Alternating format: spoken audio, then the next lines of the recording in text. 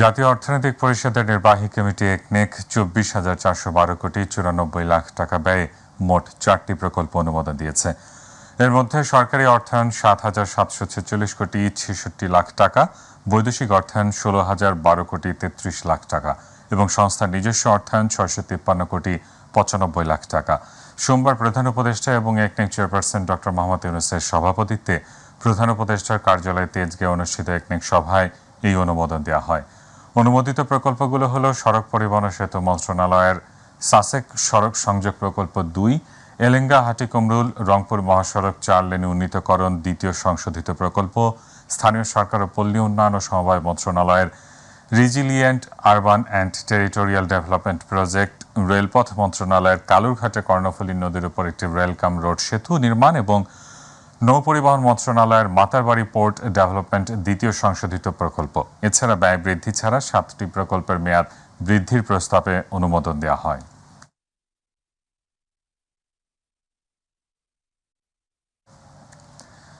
তথ্য ও যোগাযোগ প্রযুক্তি উপদেষ্টা নাহিদ ইসলাম বলেছেন, জুলাই বিপ্লব সাংবাদিকদের জন্য বড় কেস স্টাডি। এই অভ্যুত্থানে গণমাধ্যমের কি ভূমিকা ছিল তা নিবিড়ভাবে আলোচনা করতে হবে। এই সময় ইলেকট্রনিক মিডিয়া কোনো কিছুই প্রচার করেনি বলে মন্তব্য করেন তিনি। সকালে জাতীয় প্রেস ক্লাবে সংবাদ মাধ্যমের সংস্কার নিয়ে মুক্ত আলোচনায় তিনি কথা বলেন। তথ্য উপদেষ্টা আরও জানান, সকল পক্ষের সাথে আলোচনা করে পরামর্শের ভিত্তিতে গণমাধ্যম সংস্কার কমিশন ঘোষণা করা হবে। এই সময় তিনি বলেন, সাংবাদিকরা কেন পেশাদারিত্বের সাথে কাজ করতে পারে না সেসব বিষয়ে পর্যালোচনা করা হচ্ছে। ভয়েস বোর্ড সহ সাংবাদিকদের বেতনের বিষয়টি নিশ্চিত করতে হবে। আমাদের আন্দোলনের সময় ইলেকট্রনিক মিডিয়ার যে শাটডাউনের যে সময়টা ছিল, আমরা কিন্তু ওই ভূমিকাটা দেখেছি যে ইলেকট্রনিক মিডিয়ায় আসলে আন্দোলনের পক্ষে কোনো তথ্যই প্রচার করা হয়নি, আর কি তথ্য প্রচার করা হয়েছে ওইটাও দেশের মানুষ দেখেছে। এখন এই ঘটনার আসলে জবাবদিহিটা করবে কে, দায়িত্বটা নেবে কে, সেই জায়গা থেকে আমরা সামনের দিকে আসলে তাকাতে চাই যে আমাদের সামনের দিনগুলোতে আমাদের কিভাবে সাংবাদিকতাকে আমরা আরও পেশাদারিত্বের একটা জায়গায় নিতে পারি এবং যাতে আমাদের তরুণরা মেধাবীরা আগ্রহী হয়। আমাদের তরুণদের মধ্যে কিন্তু সাংবাদিকতায় আসার প্রবণতা দিন থেকে দিন কমতেছে, আগ্রহ কমতেছে এবং এই পেশার প্রতি আসলে একটা হতাশা কাজ করতেছে। কারণ এই পেশাটাকে যেই মর্যাদার সহিত একসময় দেখা হইতো, ভাবা হইতো সমাজে, এবং যেই ভাবা হইতো যে একটা রাজনৈতিক দায়িত্ব হিসেবে ভাবা হইতো, মানুষ নিজেকে বুঝতে পারতো, কিন্তু সেই জায়গাটা এখন কিন্তু কমে এসেছে আর কি। তো সেই যে জিনিসগুলো আমরা চেষ্টা করব সকলে মিলে একটা সমাধানে যাওয়ার, এবং আমরা যে মুক্ত গণমাধ্যমের কথা বলতেছি, সেই মুক্ত গণমাধ্যমের জন্য অবশ্যই সাংবাদিকদের পেশাদারিত্ব সবচেয়ে গুরুত্বপূর্ণ পিলার। হত্যা মামলার সাবেক মন্ত্রী সাবের হোসেন চৌধুরীর 5 দিনের রিমান্ড মঞ্জুর করেছেন আদালত। 2 বছর আগে বিএনপির কার্যালয়ে পুলিশের গুলিতে নিহত হন মকবুল। বিকেলে সাবের হোসেনকে আদালতে হাজির করা হয়। এর আগে মামলার তদন্ত কর্মকর্তা পল্টন মডেল থানার উপপরিদর্শক নাজমুল হাসান মামলার সুষ্ঠু তদন্তের স্বার্থে সাবের হোসেনকে 10 দিনের রিমান্ড চেয়ে আবেদন করেন। শুনানি শেষে ঢাকার অতিরিক্ত চিফ মেট্রোপলিটন ম্যাজিস্ট্রেট মাহবুবুল হকের আদালত তার 5 দিনের রিমান্ড মঞ্জুর করেন। 2022 সালের 10 ডিসেম্বর 1 দফা দাবি আদায়ের কর্মসূচি ঘোষণা করে বিএনপি। এর আগে 7 ডিসেম্বর ডিবি পুলিশের সাবেক প্রধান হারুনুর রশিদ, মেহেদী হাসান ও বিপ্লব কুমার বিএনপির নয়াপল্টন কার্যালয়ে অভিযান চালায় এবং কার্যালয়ে ভাঙচুর চালায়। কার্যালয়ের পাশে থাকা হাজার হাজার নেতাকর্মীর উপর হামলাও চালানো হয়। এতে মকবুল হোসেন নামে এক কর্মী গুলিবিদ্ধ হয়ে মারা যান। এই হত্যার সঙ্গে এবং বিএনপি অফিসে এই ন্যাক্কারজনক ঘটনা এবং বিএনপি অফিসের সামনে 7 ডিসেম্বর যে ঘটনাগুলো হয়েছিল, এটার সঙ্গে তার যোগসাজশ এবং তার জড়িত থাকার বিষয়টা নিশ্চিত হয়েছি। এই জন্য আরও জিজ্ঞাসাবাদ করার জন্য এই হত্যার সঙ্গে কারা জড়িত এবং এই হত্যার বিষয়ে কারা সহায়তা করেছে এবং পরিকল্পনা করেছে তাদেরকে বের করা দরকার। সেই জন্য তার জন্য 10 দিন রিমান্ড প্রার্থনা করেছেন বিজ্ঞ আদালত। তার পক্ষের আইনজীবীরাও তার রিমান্ড বাতিলপূর্বক জামিন প্রার্থনা করেছেন। উভয় পক্ষের শুনানি অন্তে বিজ্ঞ আদালত এই মামলায় তাকে 5 দিনের রিমান্ড মঞ্জুর করেন। প্রধানমন্ত্রী নয়, শেখ হাসিনা মাফিয়াদের গডমাদার ছিলেন বলে মন্তব্য করেছেন বিএনপির সিনিয়র যুগ্ম মহাসচিব রুহুল কবির রিজভী। সকালে ডেঙ্গুর সচেতনতামূলক লিফলেট বিতরণকালে তিনি এই কথা বলেন। পতনের পরেও শেখ হাসিনা ষড়যন্ত্র চালিয়ে যাচ্ছেন উল্লেখ করে রিজভী বলেন, আওয়ামী লীগ যদি আবার পুনর্বাসন হয় তাহলে দেশে মানুষ বসবাস করতে পারবে না। প্রধানমন্ত্রী ছিলেন না মাফিয়া আমরা যে বলি, উনি তো ছিলেন মাফিয়াদের গডফাদার বা আমরা বলতে পারি গডমাদার। কিন্তু যারা শেখ হাসিনার মতো ফ্যাসিস্টকে এবং তার শুভদৃষ্টি নেওয়ার জন্য যারা বিরোধী দলকে দমন করতে সক্রিয় ভূমিকা পালন করেছে, তারা যদি আজকে গুরুত্বপূর্ণ জায়গায় তাদেরকে বসানো হয়, তারা যদি পররাষ্ট্র মন্ত্রণালয়ের মতো একটি গুরুত্বপূর্ণ মন্ত্রণালয়ের সচিব হয়, তাহলে সেই সরকার অন্তর্বর্তীকালীন সরকারের দুর্বল হয়ে যাবে। এইচএসসি ও সমমানের ফল প্রকাশের তারিখ ঘোষণা করেছে শিক্ষা মন্ত্রণালয়। আগামী 15 অক্টোবর বেলা 11টায় ফলাফল প্রকাশ করা হবে।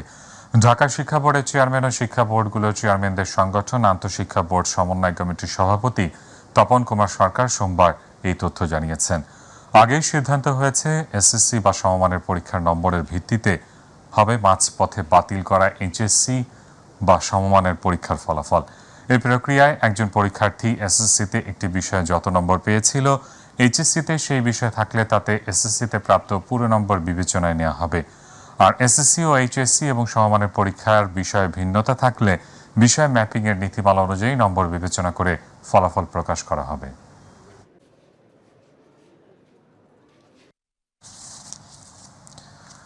নিত্য প্রয়োজনীয় দ্রব্য সামগ্রীর বাজার পরিস্থিতি ও সরবরাহ চেইন তদারকি এবং পর্যালোচনার জন্য জেলা পর্যায়ে বিশেষ টাস্ক ফোর্স গঠন করা হয়েছে।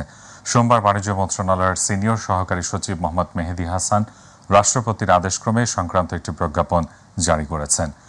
এতে বলা হয়েছে, নিত্য প্রয়োজনীয় দ্রব্য সামগ্রীর বাজার পরিস্থিতি ও সরবরাহ চেইন তদারকি ও পর্যালোচনার জন্য জেলা পর্যায়ে একটি বিশেষ টাস্ক ফোর্স গঠন করা হলো। এই টিমে অতিরিক্ত জেলা প্রশাসক আহ্বায়ক এবং জাতীয় ভোক্তা অধিকার সংরক্ষণ অধিদপ্তরের সহকারী পরিচালক সদস্য সচিব হিসেবে দায়িত্ব পালন করবেন। এছাড়া অতিরিক্ত পুলিশ সুপার, জেলা খাদ্য নিয়ন্ত্রক বা উপযুক্ত প্রতিনিধি, জেলা মৎস্য কর্মকর্তা বা উপযুক্ত প্রতিনিধি, কৃষি বিপণন কর্মকর্তা বা সিনিয়র কৃষি বিপণন কর্মকর্তা, ক্যাবের প্রতিনিধি, জেলা প্রাণী সম্পদ কর্মকর্তা বা উপযুক্ত প্রতিনিধি এবং 2 জন শিক্ষার্থী প্রতিনিধি সদস্য হিসেবে থাকবেন। টাস্কফোর্স নিয়মিত বিভিন্ন বাজার, বৃহৎ আড়ত, গোডাউন, কোল্ড স্টোরেজ ও সাপ্লাই চেইনের অন্যান্য স্থানে সরেজমিনে পরিদর্শন করবে এবং নিত্য প্রয়োজনীয় পণ্যের মূল্য যৌক্তিক পর্যায়ে রাখার বিষয়টি তদারকি করবে। পাহাড়ি ঢলের পানি প্রবেশ করতে শুরু করেছে ময়মনসিংহ, শেরপুর ও নেত্রকোনায়। তবে দুর্ভোগ কমছে না দুর্গতদের। উজানের পানি বিভিন্ন নদ নদী হয়ে বইছে ভাটির দিকে। ময়মনসিংহের ধোবাউড়া ও হালুয়াঘাটের 19টি ইউনিয়নের 80টি গ্রাম জলমগ্ন। দর্শা ও নেতাই নদীর পানিতে প্লাবিত বিস্তীর্ণ অঞ্চল। শেরপুরে এখন পর্যন্ত 8 জনের মৃত্যুর খবর পাওয়া গেছে। মহর্ষি নদীর ভাঙা বাঁধ দিয়ে 3 দিন ধরেই পানি ঢুকছে শেরপুরের লোকালয়ে। প্রতিনিধিদের পাঠানো তথ্যচিত্রে শামস তাবরিজ উচ্ছ্বাসের রিপোর্ট। টানা ভারী বর্ষণ ও উজান থেকে নেমে আসা পাহাড়ি ঢলে সীমান্তবর্তী জেলা শেরপুরের 4টি পাহাড়ি নদী উজানের পানি কমতে শুরু করলেও ভাটি এলাকায় নতুন নতুন এলাকা প্লাবিত হয়েছে।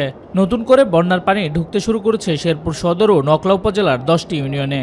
এ নিয়ে জেলার 5টি উপজেলার 33টি ইউনিয়ন প্লাবিত হয়েছে।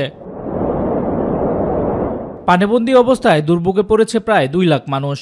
এদিকে নানিতাবাড়ি, ঝিনাইগাতি ও নকলায় বন্যার পানিতে ডুবে 2 ভাই সহ এ পর্যন্ত মারা গেছে 8 জন।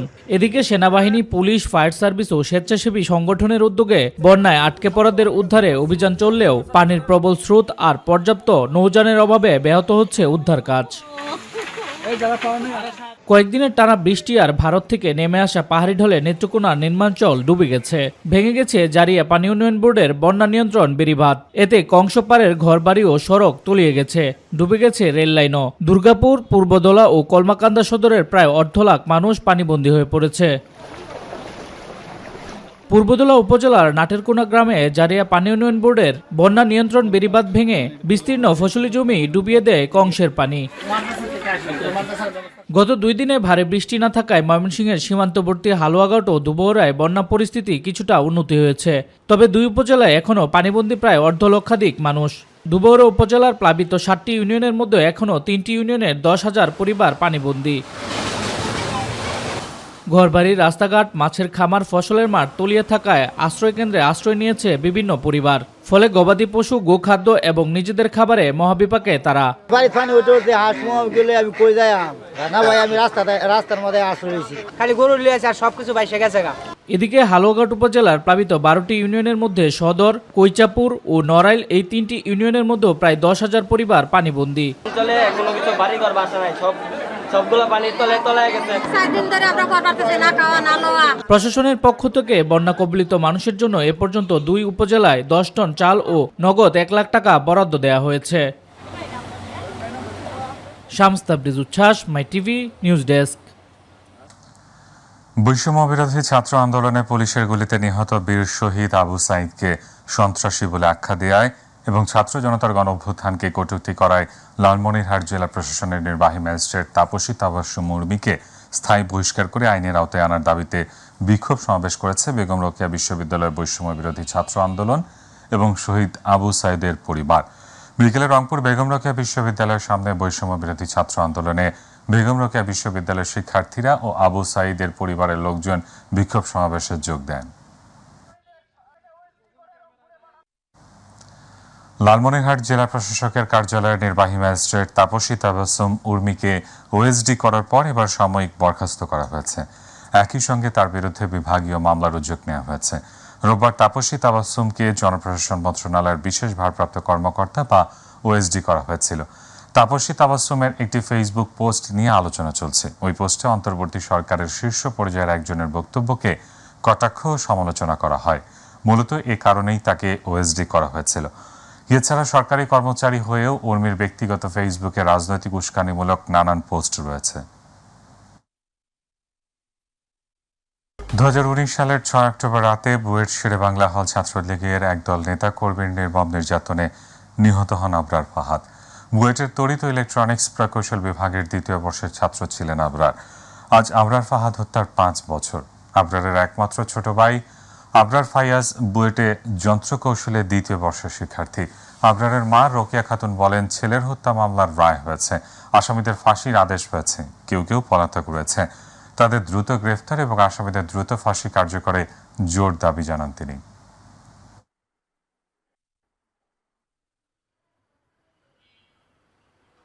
এখন যদি এই রায় কার্যকরী করতে হয়, আর যে 3 জন পলাতক তাদেরকে ধরে আইনের আওতায় এনে, আমি চাই এদেরকে দ্রুত সময়ের মধ্যে যেন ধরা হয় এবং আইনের আওতায় এনে এদেরও যেন রায় কার্যকরী করা হয়।